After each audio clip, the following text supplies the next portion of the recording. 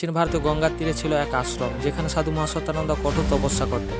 সংসার বিরাগী এই সাধু ঈশ্বর সাধনে নিমগ্ন ছিলেন।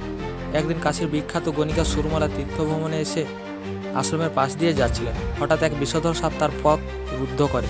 ভয়ে কাঁপতে কাঁপতে তিনি আশ্রমের দিকে ছুটে যান। সাধু মহাসত্যানন্দ শান্তভাবে মন্ত্র উচ্চারণ করে সাপটিকে সেখান থেকে সরিয়ে দেন।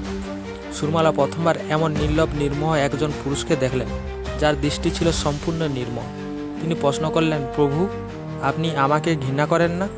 সাধু মৃদু হেসে বললেন, আমি সকল প্রাণীকে ঈশ্বরের অংশ বলে দেখি। এই কথাগুলি সুরমালার হৃদয়ে গভীরভাবে দাগ কেটে যায়। সুরমালা প্রতিদিন সাধুর আশ্রমে আসতেন। একদিন সমস্ত অলঙ্কার ঐশ্বর্য ত্যাগ করে তিনি সাধুর শিষ্য হন। সমাজ তাকে অপমান করলেও মা সত্যানন্দা বললেন যে পাপী বলে কেউ জন্মায় না, শুদ্ধ আত্মার সন্ধানে সবাই সমান। পরিণাম, সুরমালা কঠোর তপস্যায় লিপ্ত হয়ে আর্থিক মুক্তি অর্জন করেন। তাদের সম্পর্ক ছিল আত্মার মিলন, যা যুগ যুগ ধরে মানুষের হৃদয়ে আলো জ্বালিয়ে রেখেছে।